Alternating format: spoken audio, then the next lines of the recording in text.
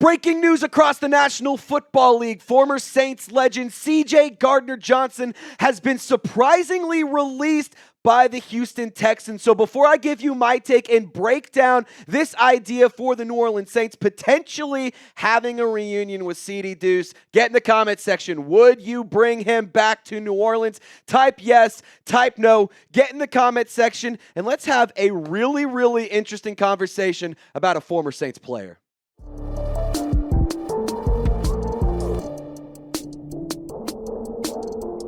You're watching Saints Now by Chat Sports. As always, I'm your host, Trizzy Trace Girouard. Thank you so much for tuning into this sort of breaking news edition of Saints Now by Chat Sports. Obviously, we have to have a conversation because former Saints player, he gets cut, so we're going to talk about potentially bringing him back. I want to make one thing explicitly clear here.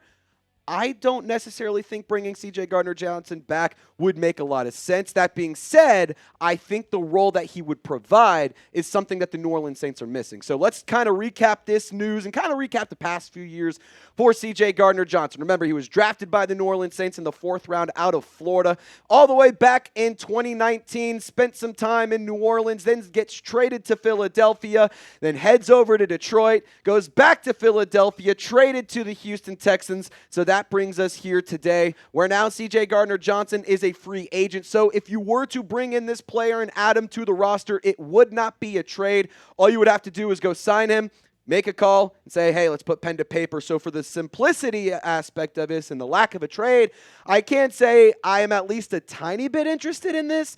Again, I go back to what I said a little bit ago. I don't know necessarily if I would bring CD Deuce back to the boot. Now, for the last 4 seasons, since he left New Orleans, CJ Gardner-Johnson has had some really, really interesting run. In Detroit, he only played 3 games, but in Philadelphia, won a Super Bowl, has played 3 games for the Houston Texans, already kind of bickering back and forth with NFC South quarterback Baker Mayfield. Pretty funny moment there.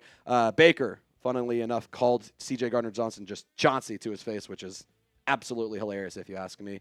But you can see the production on your screen. He's had some good numbers when he's healthy. However, he has only been available in 3 games for 2 of the last 4 years. 2022, you see he missed a handful of games as well. So when it comes to CJ Gardner-Johnson, my whole take with why are we having this conversation? Because I believe the Saints need somebody like CJ Gardner-Johnson. I think that the defense needs a player like CJ Gardner-Johnson. And I fear what you just heard me say is the Saints need CJ Gardner-Johnson. But what I actually said is they need a player like CJ Gardner-Johnson. I want somebody with swagger. I want somebody with a little gusto, a little bit of energy, plays with a chip on their shoulder, looking to jaw off to the opposing offense. I like somebody who brings that killer mentality and brings that I'm going to win no matter what, and I'm going to get in your head. I love that aspect about CJ Gardner-Johnson. You also have to address the fact that he is a little bit of a headache for the rosters that he plays with, which is why we've seen him sort of turn into a journeyman. So for CJ Gardner-Johnson, for what it's worth, he played 65 of the snaps on defense, had a total of 70 snaps for the Houston Texans against the Jacksonville Jaguars on Sunday, played most of the defensive snaps available for Houston. So he is available. He is healthy right now. And for what it's worth, I think that this is an addition that maybe you kick the tires on, but maybe it doesn't make a ton of sense considering you're trying to reset and rebuild a culture. Now, for what it's worth, I will let you guys know if there are any roster updates around the black and gold, whether it's CJ Gardner-Johnson, whether they cut Hunter Deckers and sign him again, whether they make some crazy trade. We're going to break it down here on Saints Now by Chat Sports. Doesn't matter if the player's on IR. Doesn't matter if the player is a part of this team right here, right now, because if he gets cut, it's an update around the black and gold. So we're going to provide content for you. Be sure to hit the noti bell as well. Now, Alontae Taylor is supposed to be that CJ Gardner-Johnson role. I've kind of talked about how I think it's important to bring a little bit of an enforcer onto this defense. And I think that Alontae Taylor in this Brandon Staley scheme is supposed to be that role. He's supposed to have this star role where he's going to be rushing the passer, going to be dropping back in coverage, going to be stopping the run. He's going to be asked to do a little bit of everything.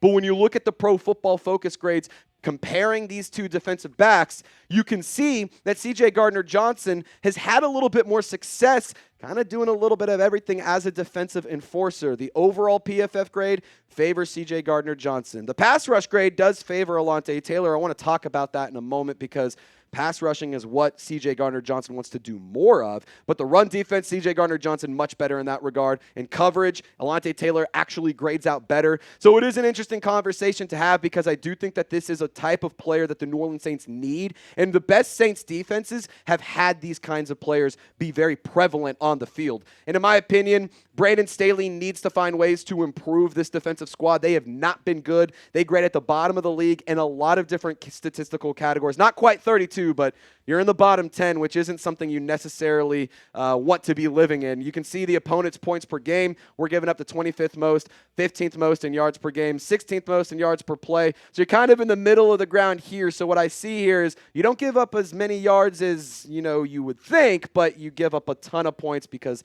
good field position, or because you give up a big punt, or because of penalties and all that kind of crazy stuff. But you can see right here, third down and in the red zone, the Saints defense is absolutely terrible. So there is improvements to be made, and there are fixes that need to happen. But for the New Orleans Saints, I do think that they are a team who would benefit from either getting more out of Alontae Taylor or potentially finding somebody to be that role. Now, I want to talk more about what the New Orleans Saints defense needs here in just one moment, but first got to tell you guys about my favorite sponsor, and I know y'all are about to get in the laugh. So keep that hiney shiny and go get yourself a Tushy bidet. A-hole, balloon knot, fart box, stink wrinkle, leather Cheerio, cornhole, mud button. They're only dirty words if you wipe. TMI.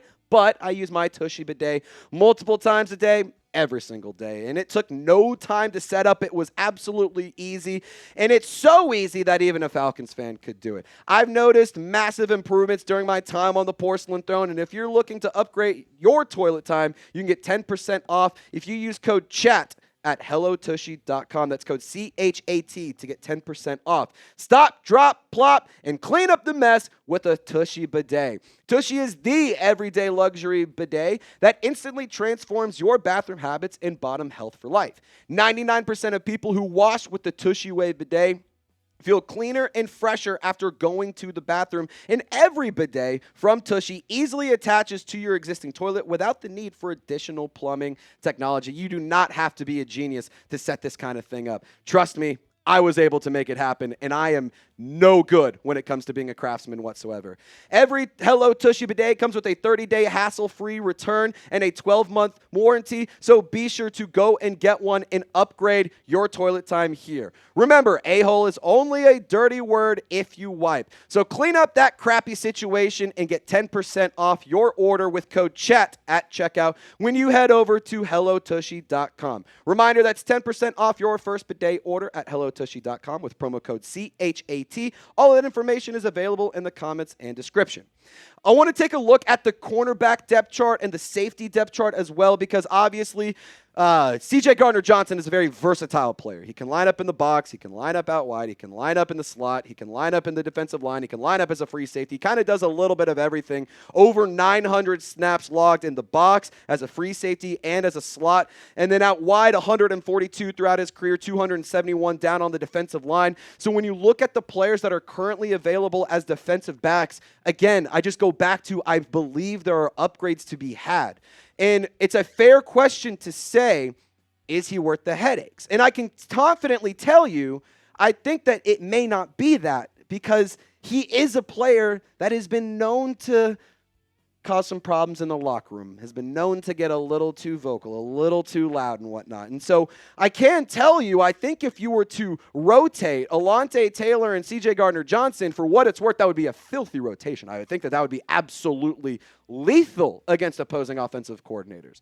That being said, I don't know if I'm willing to risk creating and developing the culture in my locker room to bring in one player who's already not worked out. And remember, that's kind of the reason the Saints traded him away, and it's kind of the reason they didn't get necessarily a great haul in return, because they were like, we're just done with the headache. Just take him, and we're done with it. And so for what it's worth, Aaron Wilson adding some context here, CJ Gardner-Johnson, after friction behind the scenes with him complaining about the role, he wants to blitz more. And for what it's worth, since leaving the New Orleans Saints, CJ Gardner-Johnson has not been asked to rush the passer nearly as much as he was when he was with the black and gold. So if he wants to be that pass rusher, the New Orleans Saints, they did use him as a pass rusher. Again, different defensive coordinator, different defensive scheme and stuff. So there is that to consider, but the New Orleans Saints did ask him to do that a lot. I do think for CJ Gardner-Johnson, the Eagles are probably the team that would bring him back. But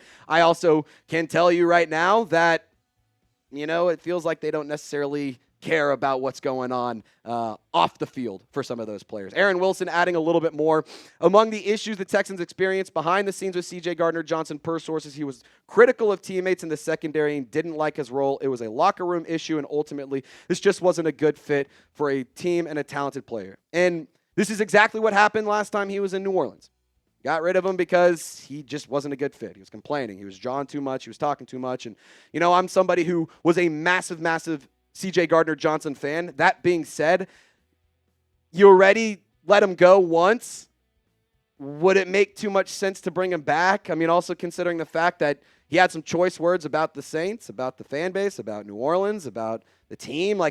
There's things to consider there. And I do want to say this, C.J. Gardner-Johnson is the focus of this discussion because I believe that the Saints need to get back to the Attitude Era. Do you remember the WWE when they were in the Attitude Era? I'm not sitting here saying that everything they did was perfect because clearly not. But there was a lot of fun things that happened in the Attitude Era. Guys walked around with a little extra confidence, a little extra swagger, shoulders pressed up a little bit higher, chins higher. There was confidence oozing out of the New Orleans Saints defense when C.J. Gardner-Johnson was a part of the squad. There was confidence oozing out of the Attitude Era from all of the wrestlers you saw. So I think that if the New Orleans Saints want to find the best defensive success, you gotta bring that attitude. You gotta bring the energy. You gotta bring the swagger. You gotta have an enforcer, somebody who's gonna hit somebody in the mouth just because they want to send a statement. And I'm not sitting here advocating to go and injure a player. I'm not advocating to go and try to get a bunch of extra penalties. That is not at all what I'm saying. But I do think that the New Orleans Saints need to start striking fear in their opponents. And it's no mystery that the best defenses in black and gold history have been the defenses that played with the most swagger, with the most confidence, with the most gusto. They are walking on the field knowing there is no chance you're going to do anything against us. And I think that that's what the New Orleans Saints mindset needs to get back to. Now, rate the Saints defense through 3 weeks. Obviously, they haven't been amazing. We looked at some of the stats. Hasn't been good. I want to show you some of the passing stats here in a moment because, goodness gracious, it is atrocious what the defensive backs have been doing. Because in my opinion, the defensive back play has been very, very underwhelming, by the way. Scale it 1 to 100. 1 meaning very, very bad. 100 meaning they're perfect. I'm kind of leaning closer to the 50, 60 area. Really not that great in my opinion. The defensive back play has been underwhelming. There's just no way around it. And of course, you have injuries that have already settled in. Julian Blackmon getting hurt really, really sucks. And I was just telling Lopez before we started filming this video how excited I was to see him get on the field and how excited I was to see him play for the New Orleans Saints because he was doing good things. There was clearly chemistry there with Justin Reed.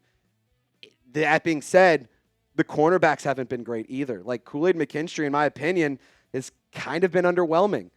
Isaac Yadam's been terrible. Throw Quincy Riley into the mix. Alontae Taylor definitely needs to be playing better. I mean, look at the Saints versus the Pass. Their defense has been atrocious. They are getting picked on defensively. I mean, you can see the numbers right here. Top 8 in opponent pass play percentage, number 27 in completion percentage. They are not breaking up a lot of passes. They are not forcing turnovers whatsoever. 0 interceptions thus far into the season. A couple forced fumbles, but look, 7.6 yards per pass allowed, 210 yards per game allowed. Sack percentage, it's nice, top 10, but there could be so much higher. Think about all the times we're seeing Brian Brzee get a hand on the quarterback. How many times have we seen Carl Granderson grab the quarterback and try to bring him down and he slips away? I mean, it feels like it's every single game. You have multiple opportunities to get a sack and you don't. And so with the sack percentage, of course that's a nice number, but I'm going to sit here and say it could be higher. And guess what? If you have more sack production, then maybe this number right here, all of these could improve. But until then, you're going to need better production from your defensive back. So let's kind of just put a bow on this conversation. Because reminder, no interceptions, not a lot of swagger, not a lot of confidence on the Saints defense. But CJ Gardner-Johnson, He's been a player throughout his career, 18 interceptions. He has a grand total of 51 pass breakups. And he's somebody that anywhere he goes is an enforcer. He's somebody that is going to give you some headaches, and he is somebody who's going to be a little bit of an attitude guy. But I do think that he could provide some juice to the defense. Again, I don't think that the New Orleans Saints need to sell their souls and sell the farm and try to make something happen here to go and get CJ Gardner-Johnson. And all in all, I don't think it would make a ton of sense to bring him in because I've been advocating to develop the youth more instead of trying to bring in guys and patch up the nonsense. Let's really fix these things and really set a foundation to achieve sustained success.